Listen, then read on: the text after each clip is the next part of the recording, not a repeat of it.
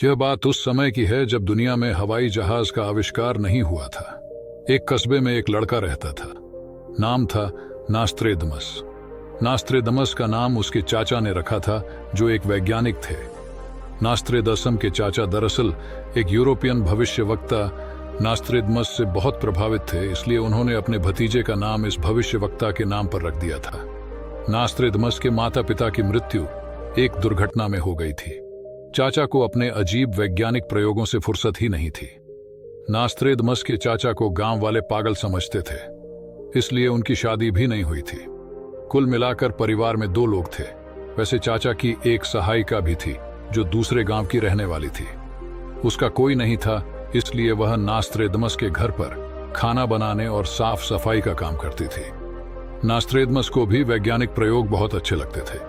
वह अक्सर अपने चाचा के साथ उनके प्रयोगों का हिस्सा बनता और विज्ञान को समझने की कोशिश करता। एक दिन उसने चाचा को एक खास मशीन पर काम करते देखा। उसके बारे में जब नास्त्रेदमस ने पूछा तो चाचा ने बताया कि उस खास मशीन से वह सितारों से बात कर सकते हैं। चाचा ने अपनी बात आगे बढ़ाते हुए बताया कि हर एक सितारा अपनी रोशनी की टिमटिमाहट से बात करता है। हर सितारे के टिमटिमाने का एक खास पैटर्न होता है। उस पैटर्न को अगर समझ लिया जाए तो सितारों की भाषा सीखी जा सकती है। यह मशीन उस पैटर्न को रिकॉर्ड करेगी और उसके आधार पर हमें सितारों की भाषा सिखाएगी। नास्त्रेदसम ने पूछा कि चाचा, ये सितारे आखिर में किससे बात करते हैं? चाचा ने बताया कि ये सितारे आपस में बात करते हैं।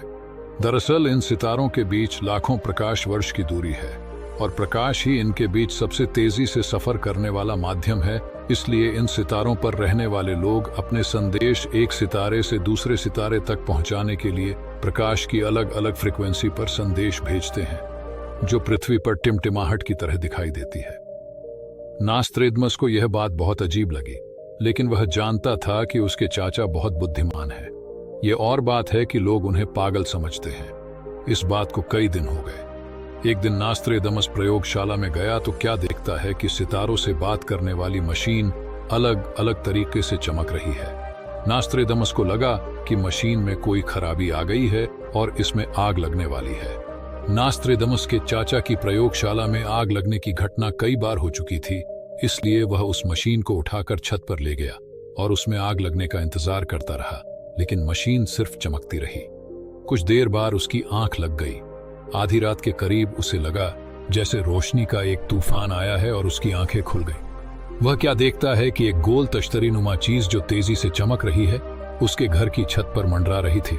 नीचे गली के कुत्ते तेजी से भौंक रहे थे और नास्त्रेदसम की डर के मारे हालत खराब थी। वह जोर से चीखना चाहता था, लेकिन आवाज उसकी हलक में अटक गई थी। उसे समझ आ गया था कि वह जो मशीन छत पर लेकर आया था उससे निकलने वाला संदेश सितारों तक पहुंच गया है और यह एक उड़न तश्तरी है जो उसकी मदद से यहां आ गई है।